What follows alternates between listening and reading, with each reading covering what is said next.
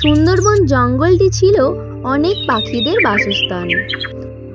সেই জঙ্গলে টুনি আর তার বর টুনা বাস করত। টুনি ছিল খুবই বুদ্ধিমতী আর খুব পরিশ্রমী। টুনি সারাদিন জঙ্গলে ঘুরে ঘুরে খাবার সঞ্চয় করত, আর অন্যদিকে টুনা ছিল একদম আলাদা। সে সারাদিন বনের মধ্যে ঘুরে বেড়াতো আর বাড়ি ফিরে নাক ডেকে ঘুমাতো। টুনা একদম কাজ করতে চাইতো না, সংসারের কোনো দিকেই তার নজর ছিল না। সেই কারণেই টুনি পড়ল মহা চিন্তায়। টুনাটা দিন দিন খুব অলস হয়ে যাচ্ছে। এখন আর একদম কাজকর্মে মন দিচ্ছে না। সারাদিন দেখছি জঙ্গলেই ঘুরে বেড়াচ্ছে আর বাড়িতে এসে শুধু ঘুমিয়েই কাটাচ্ছে। এদিকে যে সংসারের বেহাল দশা, তার দিকে কোনো চিন্তা নেই। আমি জঙ্গল থেকে ফল কুড়িয়ে নিয়ে আসি বলেই কোনো রকমে খেয়ে বেঁচে আছি। এইভাবে চলতে থাকলে তো আমরা কখনোই উন্নতি করতে পারবো না। সারা জীবন আমাদের অভাব থেকে যাবে। কি যে করি আমি।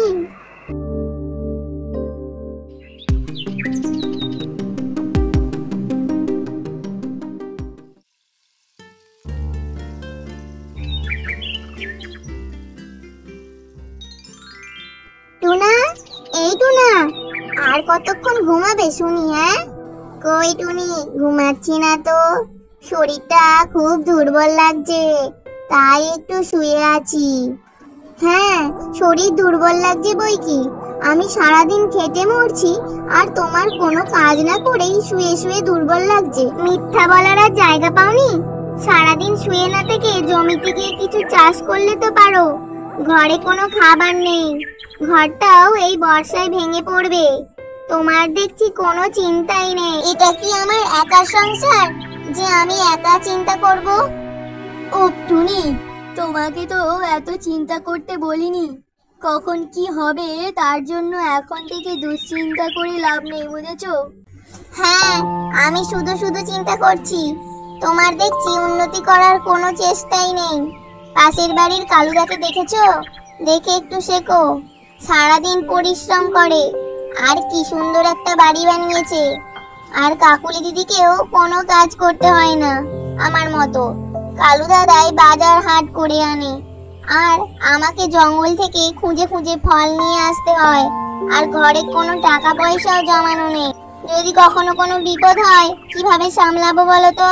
দূর বাবা, তোমার জ্বালায় আমি একটু ঘুমাতেও পারবো না।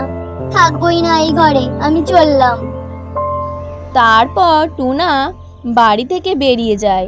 এইদিকে টুনার এমন কাণ্ড দেখে টুনি মনে মনে ভাবে, এই টুনা দিন দিন বড়ই বেপরোয়া হয়ে যাচ্ছে। সংসারের দিকে ওর কোনো টান নেই। ওকে সংসারের প্রতি দায়িত্বশীল বানাতে গেলে আমাকে কিছু একটা উপায় বের করতে হবে। কিন্তু কি করা যায়? কি করি? একটা দারুণ বুদ্ধি এসেছে মাথায়। এবার টুনা জব্দ হবে।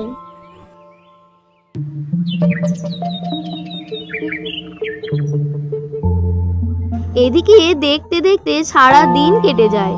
তারপর সন্ধ্যা নেমে আসে আর টুনাও বাড়ি ফিরে আসে। টুনি তখন টুনাকে আর রাগ দেখায় না। তারপর টুনি আর টুনা মিলে খাওয়া দাওয়া সেরে নেয় আর শুয়ে পড়ে। পরের দিন ভোর হতেই টুনি তাড়াতাড়ি উঠে পড়ে আর টুনাকে চিৎকার করে ডাকতে থাকে। টুনা, এই টুনা, টুনা, তাড়াতাড়ি ওঠো ঘুম থেকে। কি হলো তোমার আবার? সাত সকালে এত ডাকাডাকি করছো কেন বলো তো? টুনা, আজ থেকে আমাদের আর কোনো অভাব থাকবে না। তোমাকেও আর পরিশ্রম করতে হবে না। আমরাও কালু দাদাদের মতো অনেক বড়লোক হয়ে যাব। আমাদেরও একটা বিশাল বাড়ি হবে। এই টুনি, এসব তুমি কি বলছো? মাথাটা কি গেছে নাকি খারাপ হয়ে? কোনো পরিশ্রম না করে কিভাবে আমরা বড়লোক হব? তুমি কি স্বপ্ন দেখছো নাকি?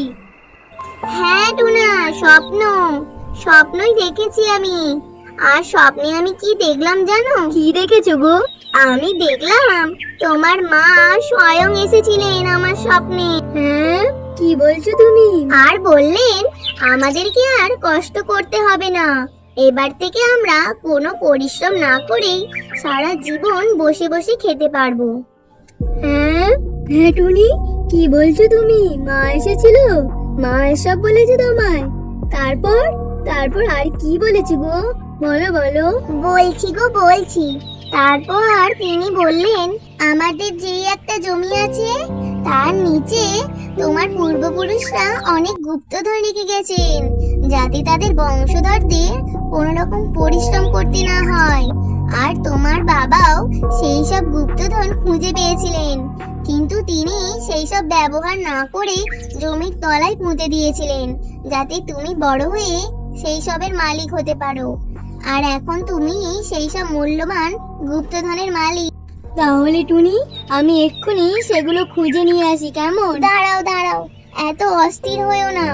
তুমি যাবার আগে একটা কোদাল নিয়ে যাও, কারণ গুপ্তধন জমির কোন জায়গায় আছে সেটা তো আর না খুললে বোঝা যাবে না। হ্যাঁ, কি বলছো এসব? আবার কোদাল নিয়ে জমি টমি খুঁড়তে হবে নাকি? আমি এসব পারবো না বাবু। আমি কোনোদিন করেছি নাকি এসব? আমিও সব জানি না, আমার বলার কাজ বলে দিলাম। সারা জীবন বসে খেতে গেলে এইটুকু তো পরিশ্রম করতেই হবে নাকি?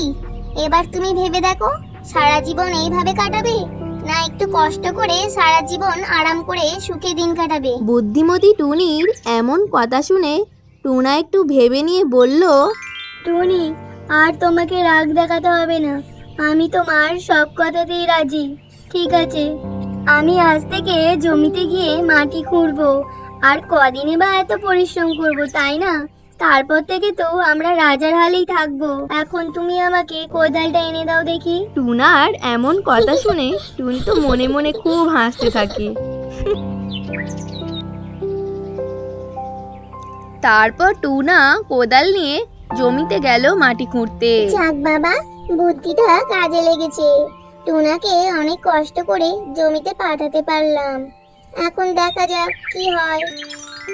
তারপর টুনা জমিতে এসে মাটি খুঁড়তে লাগে। আর কিছুক্ষণ মাটি খোঁড়ার পর সে অনেক ক্লান্ত হয়ে যায় আর বলতে থাকে, উফ, কি কষ্ট হচ্ছে কোদাল চালাতে। কেন যে টুনির কথা শুনতে গেলাম। একটু বিশ্রাম করে নি, তারপর ইচ্ছে হলে কাজ করব, নয়তো বাড়ি গিয়ে শুয়ে থাকবো। কিন্তু এখন যদি কাজ না করে বিশ্রাম করি, তাহলে তো জমিতে মাটি খোঁড়াই আর হবে না, আর গুপ্তধন পাওয়া হবে না। না, বিশ্রাম নিলে চলবে না, কাজে লেগে পড়ি। যত তাড়াতাড়ি জমিটা খুঁড়তে পারবো, তত তাড়াতাড়ি গুপ্তধন পেয়ে যাব। এই বলে টুনা আবারও কাজে লেগে পড়ে।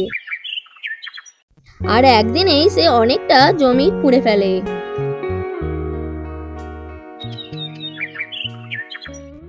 তারপর দেখতে দেখতে সন্ধে নেমে আসে। এখন তো সন্ধে হয়ে গেল, অন্ধকারে আর ভালো দেখা যাচ্ছে না। জমির অর্ধেকটা তো খোঁড়াই হয়ে গেছে। কালকে আবার এসে অর্ধেকটা খুঁড়ে ফেলবো। এখন বাড়ি যাই। তারপর টুনা বাড়ির দিকে রওনা হলো। আরে টুনা, তুমি এসে গেছো? আজকে আমাদের জমিতে তুমি কতটা মাটি খুঁড়েছো বলো তো? আরে টুনি, জমির বেশিরভাগ তো মাটি খুঁড়েই ফেললাম, কিন্তু কোথাও তো গুপ্তধন দেখতে পেলাম না। আরে বাবা, পুরো জমিটা তো আগে খোঁড়ো, তারপর তো পাবে নাকি? এখন চলো বিশ্রাম নেবে, কালকে তো আবার কাজে যেতে হবে, বলো?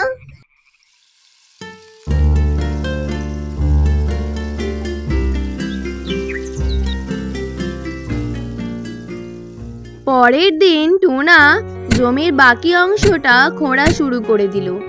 আর এক পর্যায়ে এসে সে ভাবলো, জমির যেসব জায়গাগুলো সে খুঁড়েছে সেখানে সে চারা গাছ রোপণ করবে। তারপর সে অনেকগুলো বেগুন চারা নিয়ে এলো আর সেগুলো রোপণ করা শুরু করে দিল। দেখতে দেখতে কয়েকদিন পর সেসব গাছগুলি অনেক বড় হয়ে যায় আর তাতে অনেকগুলো করে বেগুন ধরে। আরে বাহ, আমার চারা গাছগুলো তো অনেক বড় হয়ে গেছে, আর তাতে তো অনেক বেগুন ধরেছে। যাই, টুনিকে খবর দি, টুনি দেখলে অনেক খুশি হবে। আরে টুনি, জানো আমি সেই জমিতে অনেক বেগুন চারা লাগিয়েছিলাম, আর সেগুলো অনেক বড় হয়ে গেছে, আর তাতে অনেক বেগুন হয়েছে। চলো তুমি দেখবে। এই দেখো টুনি, কত বেগুন ধরেছে সেই সব চারা গাছগুলো থেকে। আর তুমি না বলেছিলে এই জমি থেকে নাকি গুপ্তধন পাওয়া যাবে, কিন্তু সেই সব কোথায়? আমি তো পুরো জমিটাই চাষ করে ফেলেছি, কিন্তু কোথাও তো কোনো গুপ্তধন দেখতে পেলাম না। আরে টুনা, তুমি তোমার চারপাশে তাকিয়ে তো দেখো, এই তো কত গুপ্তধন ধরে আছে, তুমি দেখতে পাচ্ছ না? কি বলছো টুনা? আমার চারপাশে তো শুধুই বেগুন দেখতে পাচ্ছি। টুনা, আসলে গুপ্তধন বলে কিছুই হয় না। আমি তোমাকে পরিশ্রমী করে তোলার জন্য এইসব গুপ্তধনের গল্প বানিয়েছিলাম। আর আজ দেখো, তোমার পরিশ্রমের ফল তুমি চারপাশে দেখতে পাচ্ছ। আসলে পরিশ্রম না করলে কখনোই ফল পাওয়া যায় না, বুঝেছো? আরে বাহ টুনি, তোমার তো দেখছি কত বুদ্ধি। আজ তোমার বুদ্ধির জন্যই আমি পরিশ্রমী হয়ে উঠেছি। আজ থেকে আমি আর কোনোদিন অলসতা করব না, সব সময় পরিশ্রম করে যাব। আর আজ থেকে তোমাকে অত পরিশ্রম করতে হবে না, আমি সব করব। আর তারপর থেকে টুনা কখনোই অলসতা করতো না। সে জমিতে চারা গাছের দেখাশোনা করত, সে মাটি খুঁড়তো, গাছে জল দিত, আর তারপর যখন গাছগুলো বড় হয়ে গেল আর সেই সব গাছ থেকে ফসল তুলে সে বাজারে নিয়ে গিয়ে বিক্রি করত। এইভাবেই সে তার সংসার চালাতো। সমাপ্ত।